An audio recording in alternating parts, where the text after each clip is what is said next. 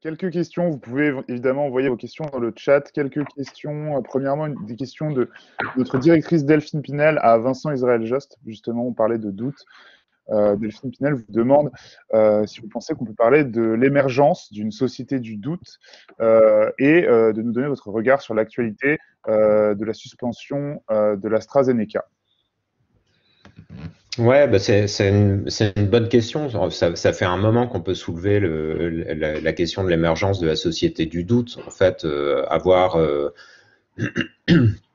avoir ce qu'on appelle aujourd'hui des fake news qui se diffusent dans la société, au final, ça date pas d'hier, mais c'est vrai que le phénomène prend une ampleur quand même assez considérable. En gros, avec Internet, ce qui se passe, c'est qu'on a une multiplication énorme des sources et une accessibilité également immédiate à ces sources. Donc la promesse d'un Internet qui allait rendre l'information immédiatement accessible à tous et toutes, bah, cette promesse, elle est contrariée par le fait qu'on ne sait plus au juste ce que c'est qu'une information. Ou en tout cas, il y a beaucoup de gens qui ne savent pas très bien qu'est-ce que c'est, où aller les chercher.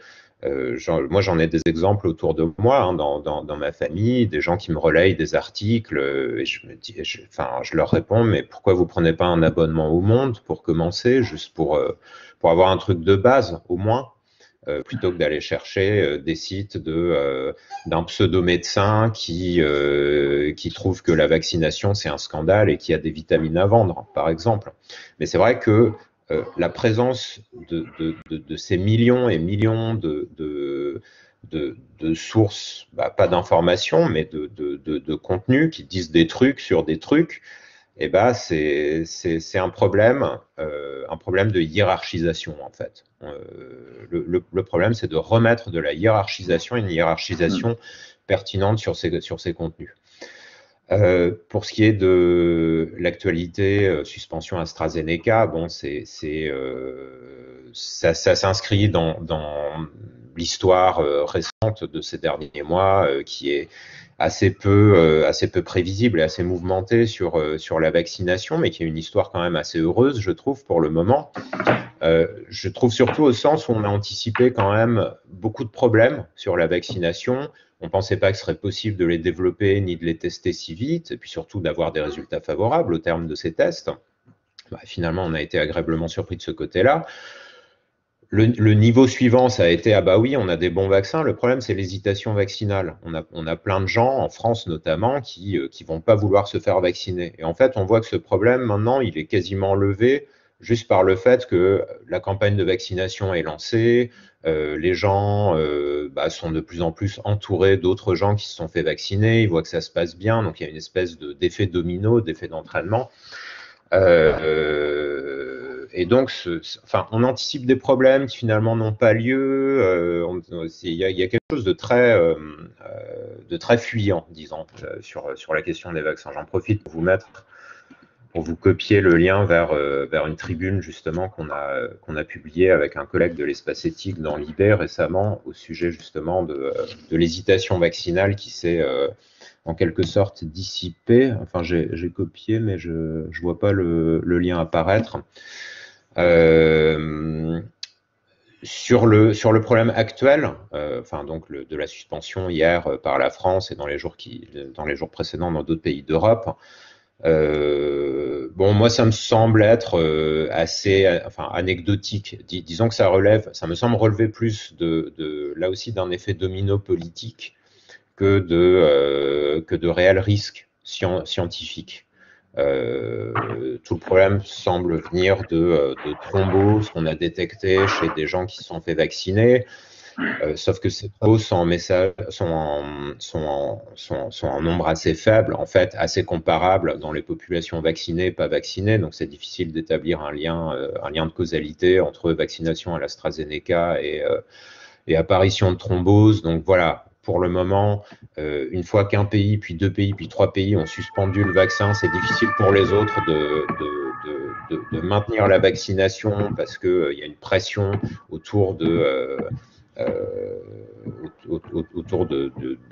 de ce léger risque, mais à mon avis, ça va être assez vite levé, et puis ce sera une péripétie de plus dans cette dernière année qui n'en aura pas manqué.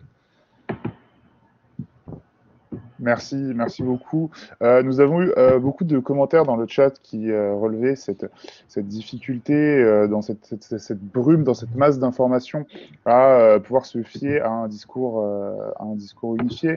Et justement, à ce propos, pour faire suivre une question d'Anne Fenoy qui est intervenue au début de la table ronde, qui nous disait dans le chat qui se demandait qui devait réaliser la communication scientifique, des scientifiques eux-mêmes, des médiateurs. On pourrait se demander, est-ce que vous auriez des recommandations en termes de propositions? Existe-t-il dans la sphère théorique des recommandations justement pour produire un discours unifié autour de ces questions et éviter la méfiance des publics?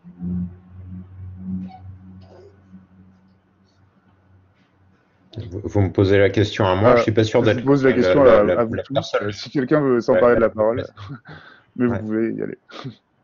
Non, je laisse la parole, je viens de répondre.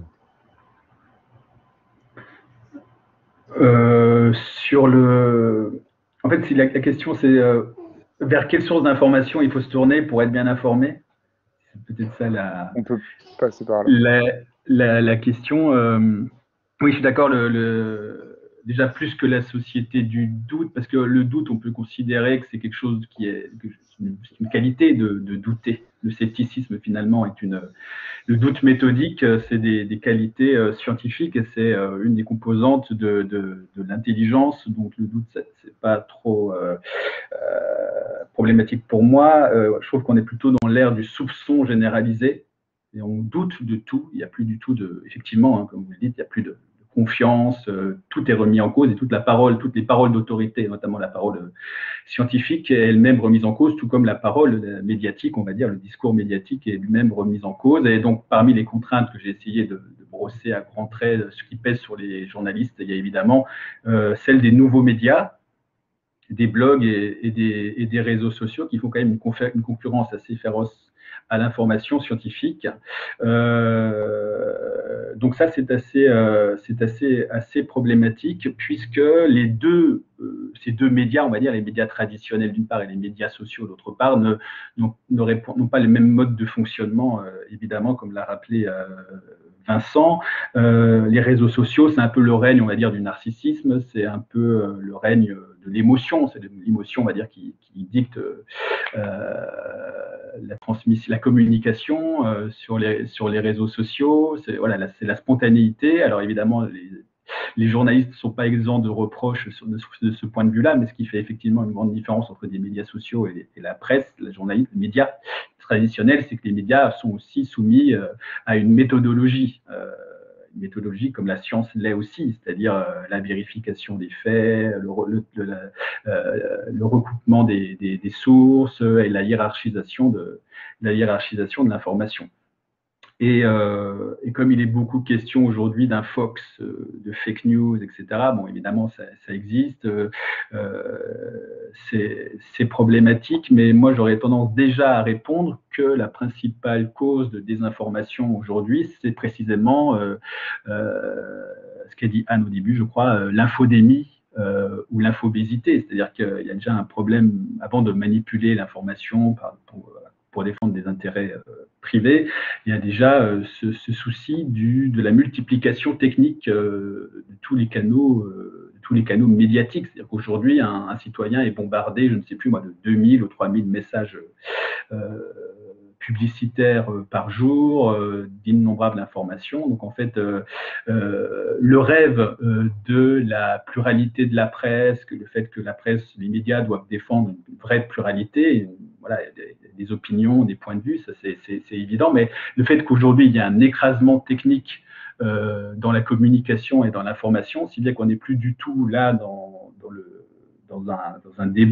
débat public dans lequel il y aurait une pluralité de points de vue qui s'expriment équitablement. On est plus dans un brouhaha médiatique énorme, ce qui fait qu'une information absolument déterminante pour la vie de tout à chacun est chassé du jour au lendemain, ou en tout cas est noyé dans un amoncellement d'informations, et ça, je trouve que c'est assez problématique. Donc, effectivement, comme Vincent, j'aurais tendance à dire il faut maintenir la confiance auprès des médias, évidemment, des médias traditionnels, et particulièrement de ces médias qui aujourd'hui, c'est ce qu'on voit de plus en plus dans le journalisme, font de l'investigation, de l'enquête. On a Mediapart, on a le Canard enchaîné, on a Disclose, on a des sites alternatifs comme Reporter, Bastamag, qui justement font de l'investigation dans ce champ scientifique. Et ça, c'est extrêmement important, puisqu'on a vu que le champ scientifique n'était pas étranger aux intérêts économiques, aux intérêts financiers, à la manipulation politique, etc. Donc, évidemment, se poser des questions n'est jamais très problématique. Ça dépend des réponses qu'on apporte. Donc, c'est compliqué de dire, parce que ce serait une vision un peu positiviste, que de dire, ben voilà, il faut la bonne information, diffusée au bon endroit, comme ça, les citoyens pourraient se comporter de la bonne façon. C'est une vision un petit peu positiviste de la communication. Dans la réalité, ben, on est tous effectivement pris dans des relations d'interdépendance, dans une complexité dynamique, etc.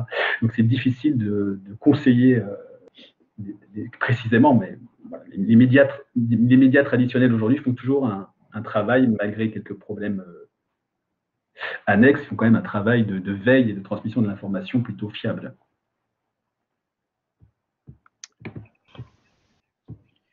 Oui, si je peux me permettre... Vas-y. Excuse-moi, mais c'est parce que moi j'avais une question, parce qu'en travaillant sur mon mémoire l'année dernière, il y a des gens qui prônent l'idée selon laquelle le rôle des médiateurs et des journalistes scientifiques peut être néfaste, et qu'il faudrait valoriser un rapport plus direct entre les scientifiques, ceux qui élaborent la science, et la société, les citoyens. Et j'aimerais bien avoir votre opinion sur cette idée-là. Oui. Effectivement, il y a une volonté d'en finir avec les médiateurs. Et ça, on le voit dans beaucoup d'aspects. Et c'est vrai, on dit, les journalistes scientifiques, finalement, à quoi servent-ils? De même plus généralement, les journalistes, à quoi servent-ils? Ça me fait penser au fait aussi qu'il y en a qui appellent de leur vœu une république des experts.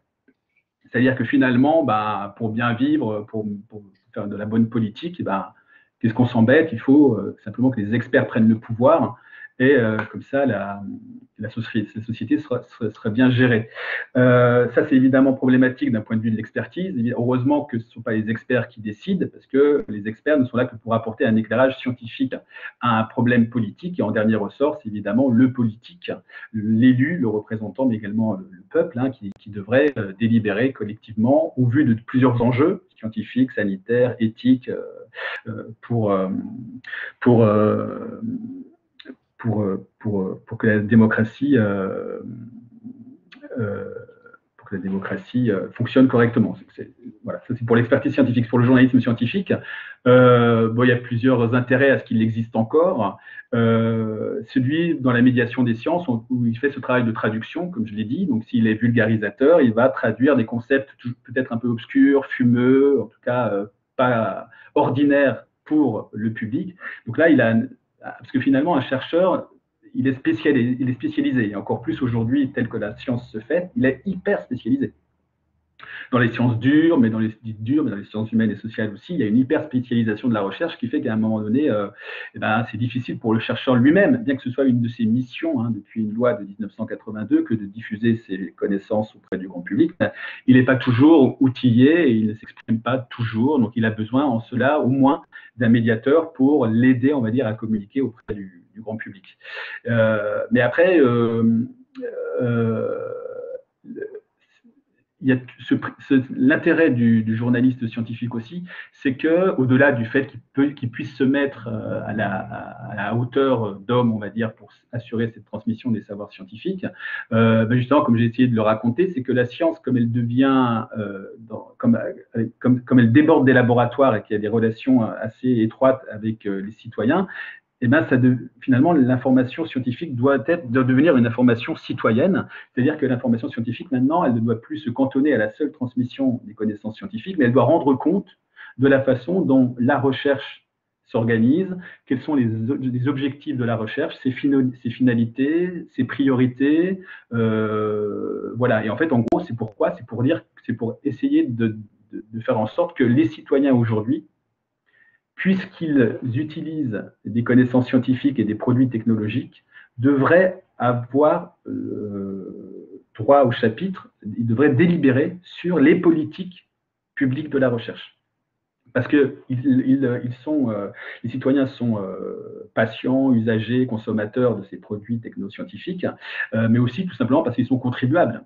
Les citoyens payent ses impôts et donc subventionnent la recherche, financent la recherche publique. Donc en ce sens-là, il devrait aussi avoir son droit de regard sur l'orientation scientifique. Et dans ce cas-là, c'est plutôt un rôle, on va dire, externe, un œil extérieur à l'institution scientifique, comme le journaliste scientifique, qui est encore le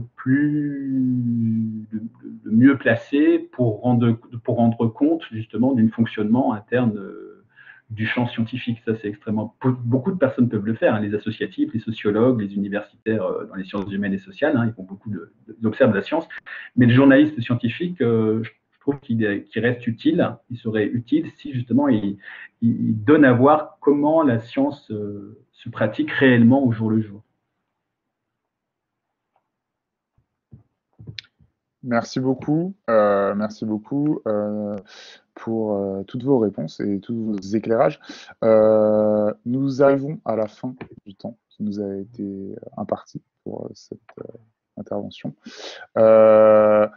Donc, nous vous remercions tous les quatre pour vos interventions.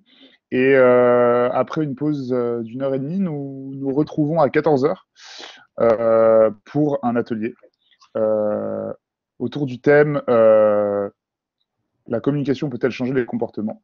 Donc, bon appétit à tous et à toutes. Et à tout à l'heure.